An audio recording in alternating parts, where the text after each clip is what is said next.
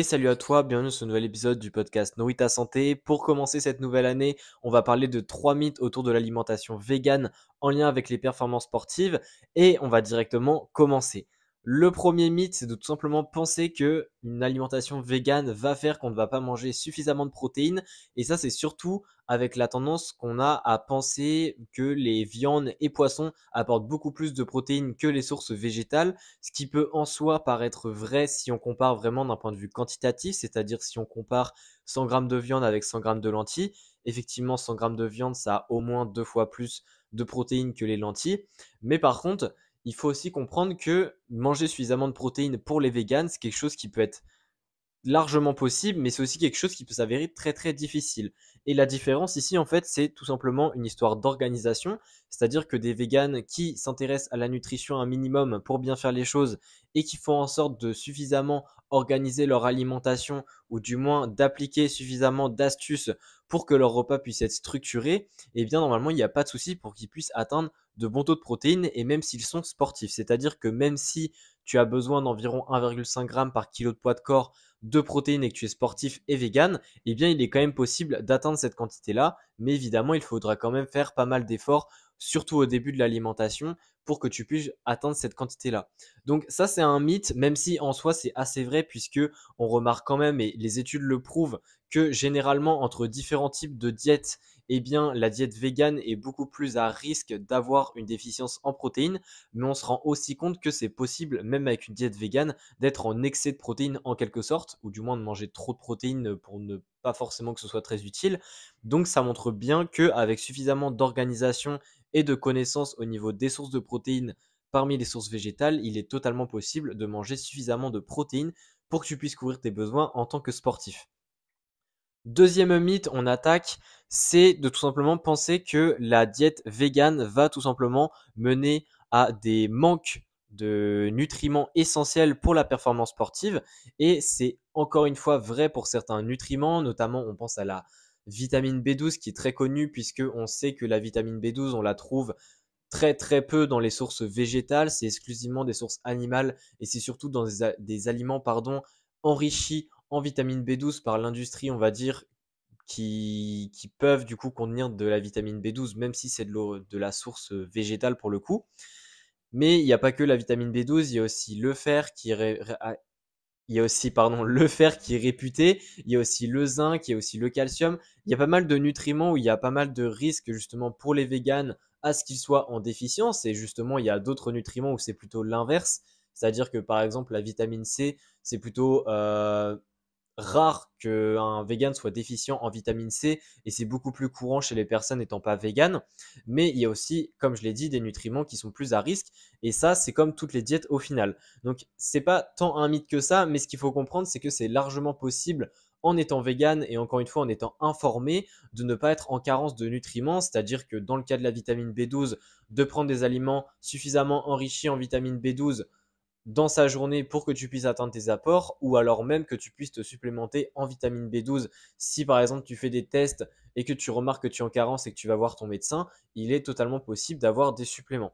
Au niveau du fer, c'est pareil, il suffit de connaître les sources et puisque le fer est moins bien absorbé dans les sources végétales, il est également possible de faire quelques petits tips, c'est-à-dire manger de la vitamine C durant le repas où il y a justement ces sources de fer-là, mais également c'est totalement possible de combiner à travers différents repas au cours de la journée pas mal de sources de fer pour atteindre ces apports. Et puis après, ça peut tout simplement être possible d'atteindre tes besoins en fer. Donc, il y a pas mal de méthodes, encore une fois, et comme le premier mythe, c'est une histoire d'organisation et de connaissance, c'est-à-dire que oui, c'est peut-être pas un mythe à 100% puisqu'il y a une part de vérité, mais ça ne veut pas dire que tous les véganes vont forcément manquer de nutriments pour la performance sportive et qu'avec un petit peu d'effort de ton côté par rapport à ta diète végane, t'intéresser à comment faire pour justement surmonter cette épreuve qui est de ne pas être en carence. Et au final, même en étant omnivore, on peut très bien être en carence de plusieurs nutriments. Donc ça nous concerne aussi si on mange de la viande et du poisson, etc.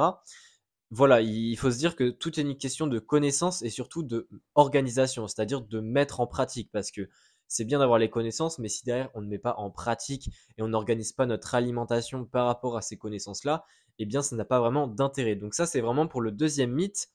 Et enfin, le troisième mythe, c'est de penser que les athlètes qui sont véganes, donc les sportifs véganes, vont avoir moins d'énergie à l'entraînement puisque la diète végane n'est pas liée avec une bonne énergie qu'on a. Alors ça, il y a pas mal de choses à dire. La première chose à dire, c'est que l'énergie en tant que telle, ça vient des calories, c'est-à-dire que l'alimentation apporte des calories, et même s'il y a des calories qui viennent des glucides, des lipides et des protéines, eh bien une calorie, ça reste quand même en soi de l'énergie, et que donc si on mange suffisamment de calories, en théorie, on devrait avoir assez d'énergie. Au niveau de la diète végane, il est vrai que pour certaines études, et même la plupart des études ont prouvé que généralement des personnes véganes mangeaient un petit peu moins de calories sur la journée que des personnes omnivores par exemple, mais que c'était quand même suffisant pour que ça puisse atteindre leurs besoins dans la plupart des cas et que du coup ça puisse mener à suffisamment d'énergie puisque les besoins étaient atteints. Donc ça déjà c'est le premier point. Deuxième point, c'est qu'au niveau des glucides, on dit généralement que pour le sport il faut manger des glucides pour justement avoir de l'énergie. Eh bien c'est totalement vrai et en plus de ça, on remarque généralement que les véganes dans leur apport total de la journée, mangent plus de glucides en proportion de calories dans la journée que les omnivores.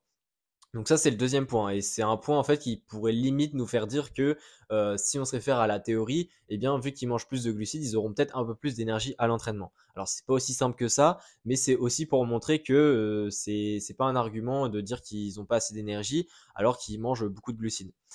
Donc ça, c'est le deuxième point. Et le troisième point, eh bien, c'est évidemment que l'énergie n'est pas que liée à l'alimentation. Si déjà les véganes, dans la plupart du temps, mangent suffisamment d'énergie en calories, mais également qu'ils mangent beaucoup de glucides dans leur répartition de macronutriments, déjà, il n'y a pas de raison qu'ils manquent d'énergie par rapport à l'alimentation, mais il y a également d'autres choses qui peuvent mener à une baisse d'énergie. C'est déjà le mental, puisqu'évidemment, si on n'est pas bien mentalement, etc., eh bien, on a une baisse d'énergie à l'entraînement, mais c'est plutôt un côté mental. Et il y a aussi d'autres habitudes, c'est-à-dire le fait d'être actif à côté de l'entraînement, puisque faire de la marche, etc., ça a tendance à nous redonner un peu d'énergie, même si en théorie on en consomme. Et il y a évidemment le sommeil, c'est-à-dire que si le sommeil n'est pas au point, alors que si le sommeil n'est pas au point et on dit tout de suite non, c'est l'alimentation végane qui fait ça, peut-être que d'abord il faudrait régler le sommeil et voir si ça va mieux ou alors si c'est toujours un problème. Donc voilà, ça encore une fois, au niveau de l'énergie à l'entraînement, il y a tellement de facteurs. Il y a aussi le pré-workout qui impacte ça. Et d'ailleurs, j'ai un petit cours disponible sur mon site sur le pré-workout, une seule heure de cours pour tout savoir dessus et pour améliorer tes performances sportives. Donc si ça t'intéresse, n'hésite pas à aller sur mon site. C'est directement sur la page d'accueil que tu verras le cours en question qui s'appelle Catalyseur de perf.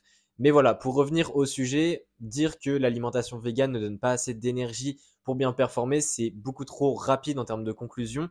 Et évidemment, il faut beaucoup plus creuser.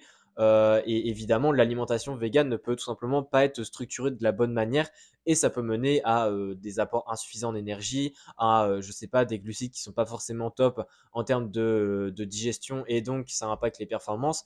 Il y a évidemment des causes possibles, mais il ne faut pas dire de manière globale, en incluant tous les véganes, que ce n'est pas fait pour avoir suffisamment d'énergie. Voilà en tout cas pour ces 3 mythes sur l'alimentation végane. J'espère que ça t'aura plu. Évidemment, si t'es pas végane, c'est aussi intéressant de savoir ça. Surtout si tu as un entourage qui l'est, ou même si tu as un entourage qui est végétarien, qui est déjà une alimentation qui se rapproche pas mal de ça. Donc si, encore une fois, tu veux en savoir plus sur le pré-workout, comme je l'ai dit, n'hésite pas à aller sur mon site, ça devrait te plaire. Et sinon, on se dit à la prochaine pour un nouvel épisode. Allez, salut.